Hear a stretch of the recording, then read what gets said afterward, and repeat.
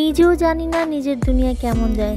দুনিয়া দেখার বয়সে দুনিয়া ছাড়তে মন চায়। আজকে আমার জীবনে একটা গোপন সত্য তোমাদের সাথে শেয়ার করবো। সো গাইজ, আজকে কিন্তু একটা কোফতা বানিয়েছি, স্পেশাল কোফতা, যেটা তোমরা ফলো করে বানাইলে তোমরা পুরো ফিদা হয়ে যাবে। আর এই কোফতাটা আমাদের বাসার মানে সবার প্রিয়, মানে যেই খায় সেই ফ্যান হয়ে যায়। আজকে কেন যেন একটু বেশি বেশি মানে বলতেছি, তাই না? দিনটা ছিল শুক্রবার, আর ফ্রাইডেতে আমার এত বেশি কাজ থাকে, মানে আমি কোনো কিছু করতে পারি না। ফ্রাইডেটাতে যেন কেমন করে দৌড়ায় চলে যায় গাইজ। কিন্তু প্রতিদিন মানে আমি চিন্তা করি কবে ফ্রাইডে আসবে। তো আজকে নান রুটি আনা হয়েছে কিনে। আমার আম্মু নান রুটি অনেক বেশি পছন্দ করে, আর আম্মুর জন্য আজকে নান রুটি কিনে আনা হয়েছে। সাথে আমি কিছু মেহেদি কিনে নিয়ে আসছি, আর আমি এই মেহেদিগুলো ব্লেন্ড করে অনেক দিন রেখে দিই, আর এটা আমি সপ্তাহে সপ্তাহে মাথায় দিই। সাথে কিন্তু আমলকি দিই। আমলকি দিলে চুলের গোড়া মজবুত হয় আর চুল কালো হয়, এই জন্য আমলকির এই ট্রিটমেন্টটা করি। আমি আমার চুলের ট্রিটমেন্ট কিভাবে করি সেটা তোমাদেরকে একটু পরেই দেখিয়ে দিব।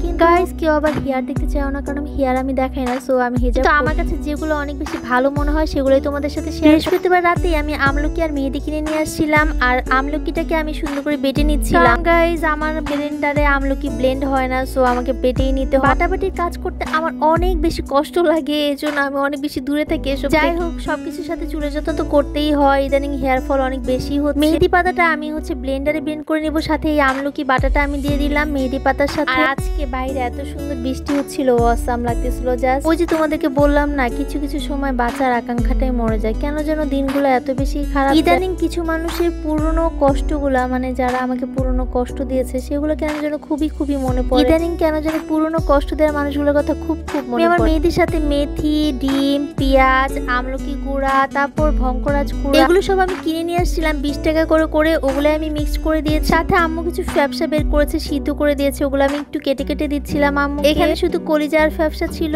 আর আমি কিছু মাংস ছেঁচে দিচ্ছিলাম। এগুলো দিয়ে কোফতা বানানো হবে। আমাদের বাসায় কোফতাগুলা, এই মাংসগুলা একদম বেশি ছেঁচা হয় না, মানে গলে যায় না, একদম হালকা ছেঁচা হয়, যাতে অল্প মাংসের টুকরা থাকে। এরকম ভাবে মাংসটা যদি বেশি পিষে ফেলো, তাহলে কিন্তু কোফতা বানাইতে খেলে একদম মজা লাগবে না। শুধুমাত্র আদা রসুন বাটা, একটু লেবুর রস, তারপর পেঁয়াজ, কাঁচামরিচ দিয়েই কিন্তু এটা বানিয়ে ফেলা। জাস্ট একটু বেসন গুলিয়ে দিয়েছিলাম, আর এইভাবে কিন্তু আমার কোফতাটা খুব সুন্দর হয়ে গেছে। আজকে কোফতাটা এত মজা হয়েছে, তোমাদের কি আর বলবো। এই ব্লগে আমি সম্পূর্ণ ভিডিওটা দিতে পারলাম না, নেক্সট ব্লগে অবশ্যই কোফতা ব্লগটা একটা দিয়ে দিব। তো রান্না বান্না করে এসে আমি একদম গোসলে চলে গিয়েছিলাম। এখন আমি একটু সানস্ক্রিন লাগাই নিব, আর সানস্ক্রিনটা কিন্তু স্কিনকে অনেক বেশি ময়শ্চারাইজ করে। আমি এর জন্য সানস্ক্রিনটাই লাগাই। এই যে দেখো, আমার কোফতা এত মজা, কাবাবের চেয়ে কোফতা অনেক বেশি মজা। আর কোনো মজা কিছু খেতে গেলে আমার পাতে আসে চুল। উফ, আমার যে এত খারাপ লাগে। চুল কেন আমার পাতে আসতে হবে?